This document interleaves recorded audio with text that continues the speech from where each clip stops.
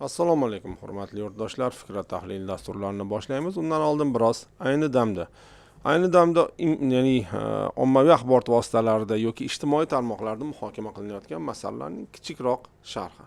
Bugun AQSh Eron o'rtasidagi ziddiyat hammaning diqqat e'tiborida turibdi. Chunki Eron bu kichik davlat emas, Eron Venesuela emas, Suriya yoki Kuba ham emas. Eron bu katta davlat va unga qilingan istalgan zarba yomon oqibatlarga olib kelishi mumkin har tarafga. Birinchi navbatda mintaqa uchun, ikkinchidan esa umuman katta iqtisodiyotga ham jiddiy zarar ko'rsatishi mumkin. 90 milliondan oshiq aholisi bor Eron hech narsadan qaytmaydi.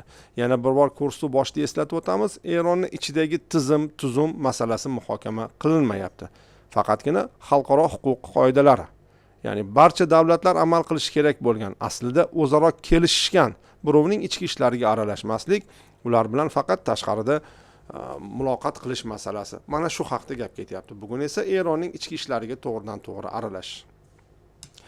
Demak, Fikrat tahliliy dasturi Rossiya Ukraina urushini yoritayotgan vaqtda ham juda ko'p tanqidlar bo'lardiki, sizlar Ukraina tarafini olyapsizlar deb. Yo'q, Ukraina tarafini emas, biz ko'proq xalqaro huquq tarafini olyapmiz desak to'g'riroq bo'ladi. Chunki agressiya bu o'z nomi bilan agressiya. Masalaning keyingi tomoni, Ukraina bu yerda oppoqmidi. Bu boshqa masala. Biz yo'q deymiz. Turli provokatsiyalar va hokazo. Lekin harbiy kuchni ishlatish boshlandimi, o'sha tomon agressor hisoblanadi. Agar u kuch yana nomutanosib ravishda ishlatilayotgan bo'lsa, bu Amerika Qo'shma Shtatlarining Iroqqa qilgan hujumimi yoki Afg'oniston, Liviya, Suriya qayerga bo'lmasin, barchasida agressorni ayblaymiz. Endi xuddi shunday, mana hozir Rossiyaning deyarli ittifoqchisi bo'lgan Eronga Amerika Qo'shma Shtatlaridan tajovuz qilinyaptimi? Biz aynan AQSh siyosatini qoralaymiz. Tashqi siyosatini. Xuddi Rossiyada ham xuddi shunday.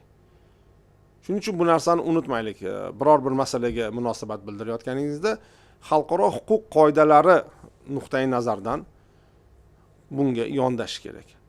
Agar istalgan davlat xohlagan mamlakatining ichki ishlariga aralashib, sizlarga demokratiya qurib beraman yoki sizlarni tartibga keltirib beraman yoki sizlarga yaxshi hayot beraman deb aralashayotgan bo'lsa, bu yomon. Bu Amerika Qo'shma Shtatlari Eron ichki ishlariga aralashadimi yoki Rossiya Ukraina ichki ishlariga aralashadimi? Buning ahamiyati yo'q. Xalqaro huquq nuqtai nazardan u biz uchun bir xil narsa. Endi Eron.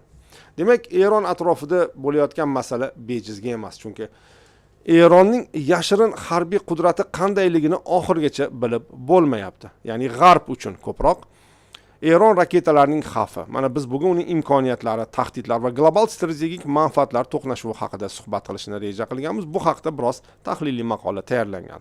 Eronning raketa dasturi uzoq vaqtdan beri xalqaro siyosatning eng keskin nuqtalaridan biri bo'lib kelmoqda. Bu masala nafaqat AQSh, Isroil va Saudiya Arabistonining xavotirlari. Mana shu joyga alohida yana qaytamiz. Chunki bu yerda bir qatorda AQSh, Isroil va Saudiya Arabistoni ham turibdi.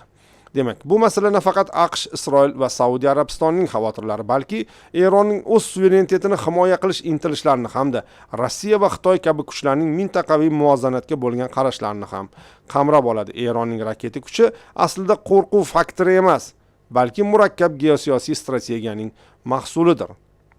Eron bugungi kunda Yaqin Sharqdagi eng yirik va xilma-xil raketa arsenaliga ega.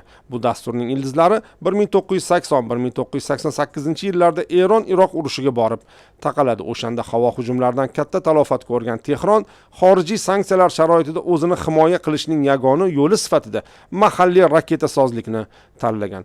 Xabaringiz bor, Amerika Qo'shma Shtatlari va Eron o'rtasida Omon poytaxti Masqat shahrida uchrashuv, muzokaralar bo'lib o'tdi. Amerika tomonining talabi bu muhokama mavzusi sifatida Eron yadro dasturi, raketa dasturi va boshqa hududlardagi kuchlarni ta'minlamaslik masalasi. Eron esa faqatgina bir masalani muhokama qilamiz deb aytdi. Bu ham bo'lsa, faqat yadro quroli yaratmaslik masalani muhokama qilamiz. Hatto uni ichidagi uranni boyitish va boyitilgan uranni olib chiqib ketish masalalarida ham Eron yo'q dedi. Bu haqda biz yana Abduvali aka bilan alohida suhbatlashamiz. Ya'ni uranni boyitish masalasiga ham hech kim aralashmaydi degan Eronning pozitsiyasi. Bundan tashqari raketa uchun esa umuman raketa masalasi muzokaralarga yaqinlashtirilmadi ham. Chunki Eron bundan o'z vaqtida og'zim kuygan degan masalani o'rtaga qo'ymoqda. Demak, Eronning raketalari asosiy toifalari va imkoniyatlari. Qisqa masofali ballistik raketalar, Fotih 110 va Fotih 313 kabi tizimlar qattiq yoqilg'ida ishlaydi. Bu esa ularning tezkor jangovar holatga keltirish imkonini beradi. Zulfiqor va kemaga qarshi Fors ko'rfazi, ya'ni Xalij Fors ko'rfazi raketalari esa dengiz va quruqlikdagi nishonlarga yuqori aniqlikda zarba berish uchun mo'ljallangan. Bundan tashqari o'rta masofali ballistik raketalar, ya'ni 1000 kilometrdan, qisqa masofali deganda hurmatli muxlislar 1000 kilometrgacha tushuniladi.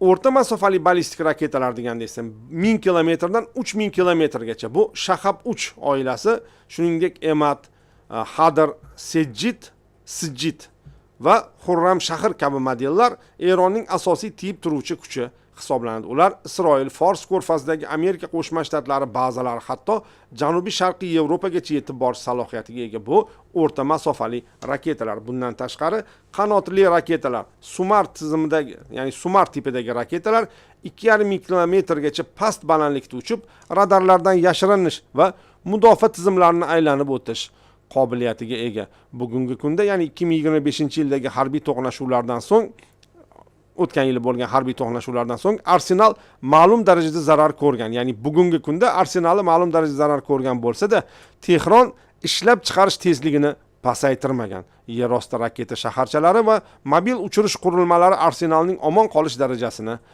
ta'minlamoqda. Shokirjon, asosiy ekranga olib o'tsangiz.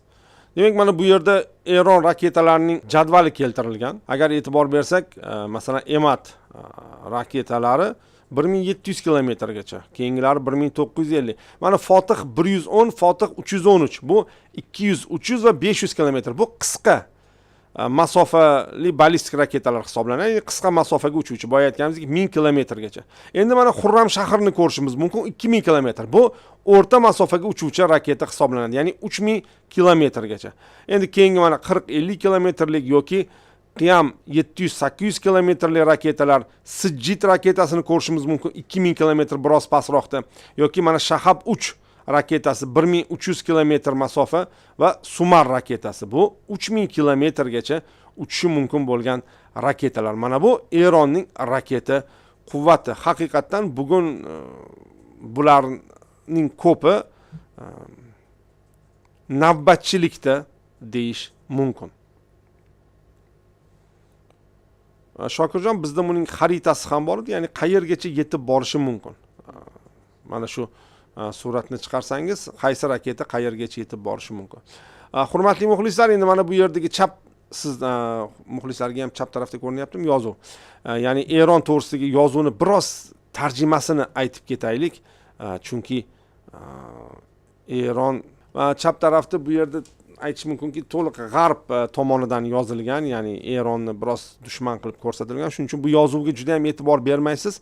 Siz asosiy ko'rishingiz kerak bo'lgan qism bu Eron raketalari qayergacha yetib borishi mumkin. Masalan, mana 300 kilometrgacha degani, qayergacha o'zi umuman olganda 300 kilometr deganning o'zi Amerika Qo'shma Shtatlarining Fors ko'rfazidagi bazalarga yetib boradi. 500 kilometr esa ularni aniq oladi. Undan keyingi tizim 800, 1300 va 2000 kilometrli raketalar bu bemalol Sharqiy Yevropaga ham yetib boryapti. Ko'rishimiz mumkinki, mana Belarus hududini deyarli yarmigacha qamrab oladigan Sijjit raketalari yoki bu yerda nima deyilgan, G'adr raketasi, 2000 kilometrga uchadigan raketalar yoki Xurram Shahr. Xurram Shahr raketasi to'g'risida aytib o'tish kerak. Nomlanishi bularning. Bu aynan o'sha Eron-Iroq urushidagi masala. Xabaringiz bor, biz kecha emas, o'tgan kuni suhbatlashdik. Siyosatshunos, tarixchi Jahongir Akramov bilan mana shu vaqtda, ya'ni Iroqning aynan Eronga hujumi vaqtida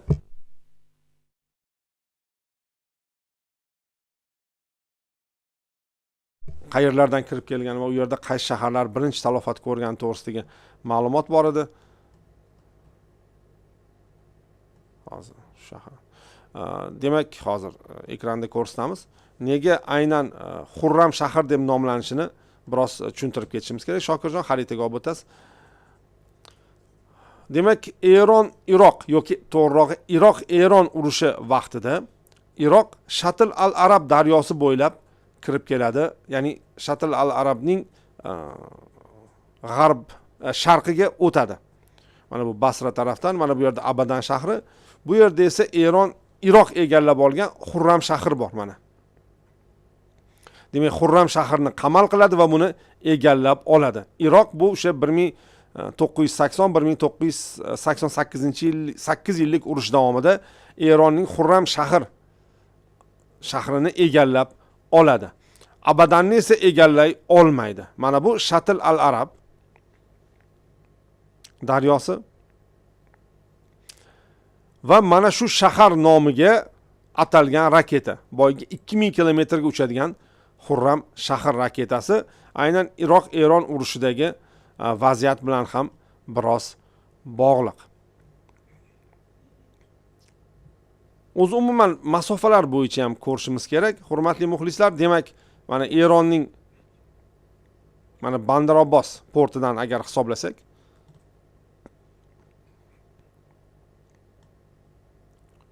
Qatargacha 500 kilometr. Endi faqat agar qirg'oqdan olib keladigan bo'lsak, 300 kilometr ham chiqmaydi Qatargacha. Ya'ni Eron bilan chegarada yoki Bahrayn ko'rishimiz mumkin 200 kilometr qirg'oqdan. Yoki endi Kuvaytga-ku umuman chegara oldidan bu 100 kilometr ham chiqmaydi. Demak, mana 92 kilometr. Mana shunday qisqa masofalarda joylashgan Amerika Qo'shma Shtatlarining Fors ko'rfazdagi bazalar va ular juda ham ko'p, lekin mana shu tarafi ham bor. Bu Iroqdan boshlab Iroq, Kuvayt, Bahrayn, Qatar, Birlashgan Arab Amirliklari, Oman, Saudiya Arabistoni, ya'ni barchasida Amerika Qo'shma Shtatlarining demak harbiy bazalari bor. Eron esa aynan mana shu harbiy bazalar masalasida ortga qaytmoqchi emas. Ya'ni birinchi navbatda ularga zarar bo'ladi degan masala. Mana hozir ekranga ko'rsa, Shokirdan ekranni. Demak, e'tibor beramiz, Iroq, Kuvayt, Bahrayn, Birlashgan Arab Amirliklari, Qatar, Oman, barcha Saudiya Arabistoni barchasida Amerika Qo'shma Shtatlarining harbiy bazalari bor. To'g'ri, Saudiya Arabistonidagi baza deylik masofa nuqtai nazaridan Erondan biroz uzoqroqda bo'lishi mumkin. Lekin boyiga 4 mamlakatning bazasi shunday Eron yonida. O'sha Birlashgan Arab Amirliklaridan boshlab Kuvaytgacha bo'lgan bazalar shunday Eron oldida va Eron qirg'oqlaridan bularning hech biri 500 kilometr uzoqda joylashmagan. Hech bir 500 kilometr uzoqda joylashmagan. Bu esa boyiga ko'rsatilgan Eron raketalar xavfini ko'rsatadi. Shokirjon, endi boyiga Eronning raketalar radiusini ko'rsing, qayergacha uchib borish mumkinligini.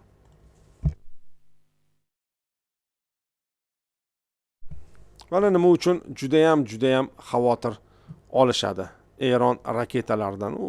Umuman klassifikatsiyasi bo'yicha ham agar e'tibor bersak, turli klassifikatsiyada raketalar bor. Ya'ni bir xil emas. Mana boya qattiq yoqilg'ili degan masalaga biroz e'tibor berib ketildi. Chunki bu raketalarni ishga tushirish juda ham oson. Ya'ni qattiq yoqilg'ili raketalarni ishga tushirish oson. Shuning uchun ular o'ta xavfli hisoblanadi. Qattiq yoqilg'ili raketalar, oddiyroq aytganda, ular zapravka qilinmaydi. Mana shunday deylik. Qattiq yoqilg'ili raketalar zapravka qilinmagani uchun ularni ishchi holatiga o'tishi juda ham oson hisoblanadi. Demak, davom ettiramiz. Eron raketalari umuman olganda haqiqatan xavflimi?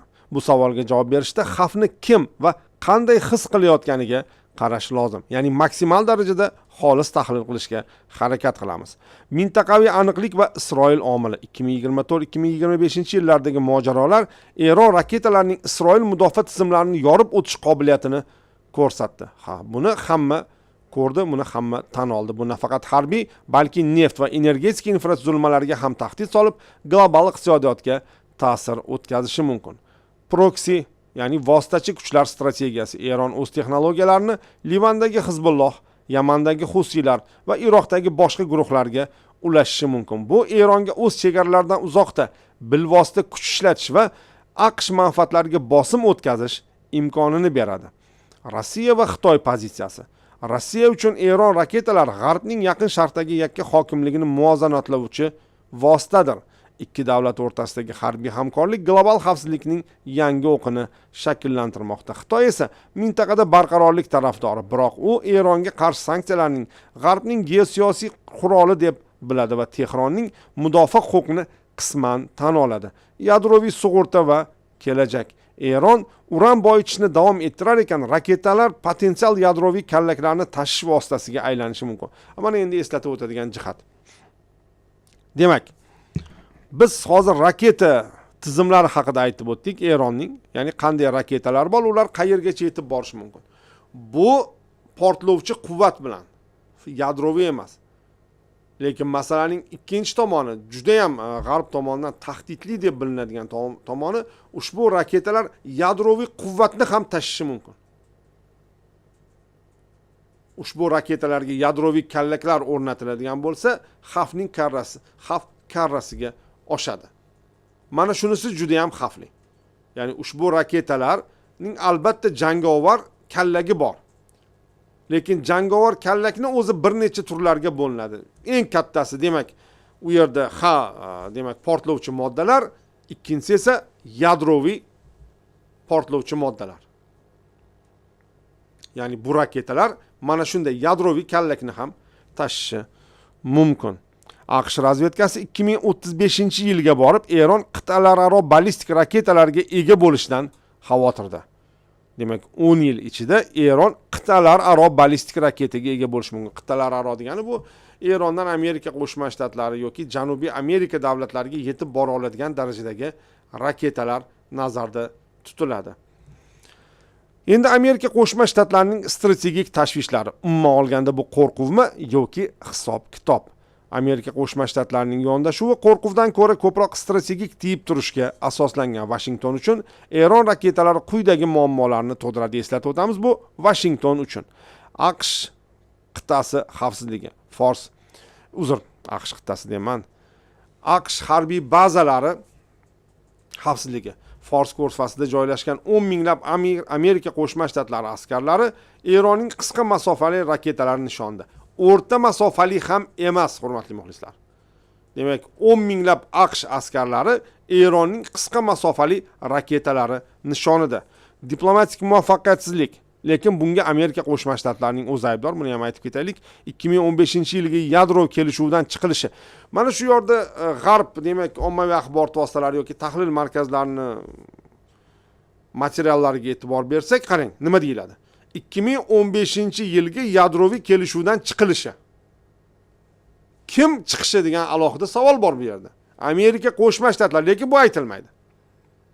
Chiqilishi deyiladi. Xuddiki birga chiqib ketilgan yoki bu hammaning tashabbusi. Eng kamida aniq kim buni tashabbus qilganini aytmaydi. Bu axir Amerika Qo'shma Shtatlarining tashabbusi edi.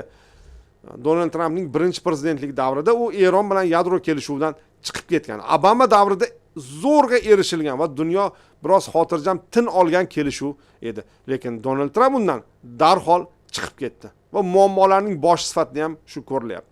Demak, eslatib o'tamiz, 2015-yilgi yadroviy kelishuvdan chiqilishi va 2025-yildagi tungi bolg'a operatsiyasi, ya'ni Amerika Qo'shma Shtatlari va Isroil birgalikda o'tkazgan tungi bolg'a operatsiyasi Eronning raketa salohiyatini butunlay yo'q qila olmadi.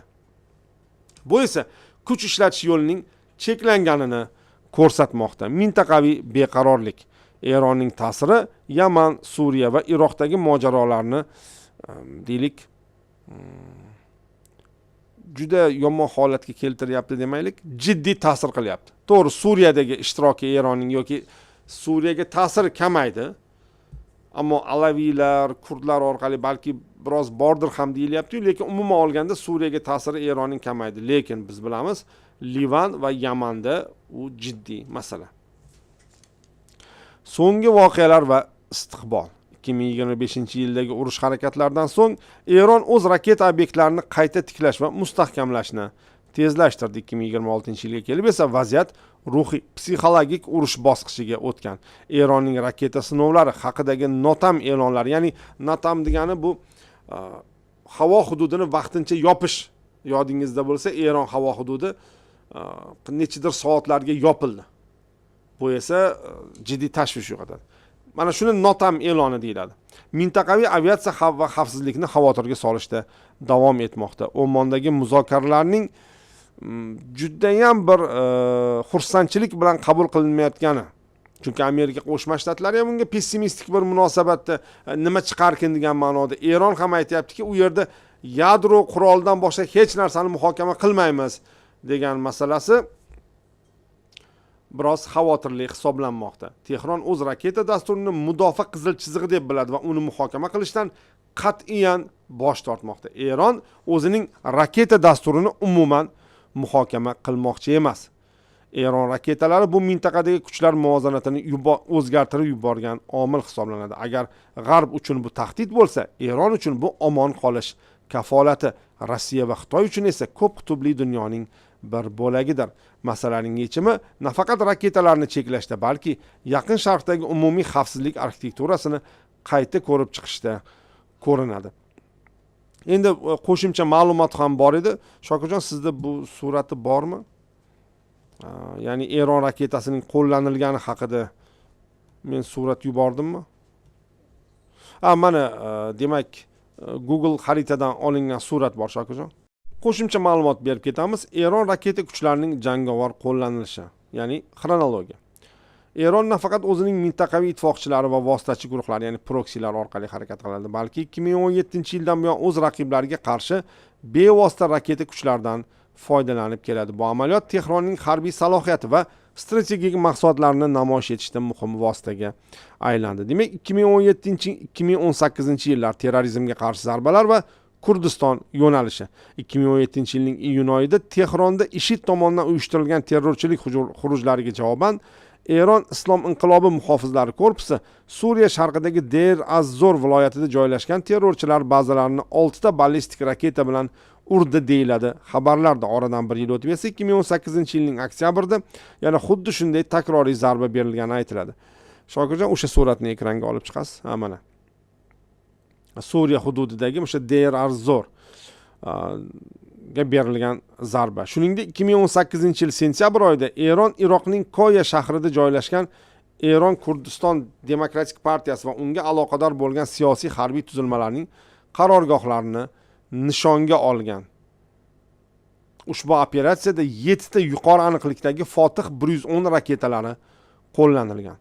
2019-yil sentyabr oyi Eron raketa texnologiyalarining aniqlik darajasi yuqori ekanini isbotlagan davr bo'ldi. Saudiya Arabistonining Abqayq va Xurays hududlaridagi neft inshootlariga uchuvchisiz uchish apparatlari, dronlar va qanotli raketalar bilan muvofiqlashtirilgan ommaviy hujum uyushtirildi. Buni alohida aytib o'tamiz. Hayron bo'lishingiz mumkin, Eron qanday qilib Saudiya Arabistonidagi obyektlarni urdi va bu javobsiz qoldi degan savollar bo'lishi tabiiy. Shuning uchun biz buni men alohida tushuntirib o'taman. Bu nega va qayerdan keldi bu narsa?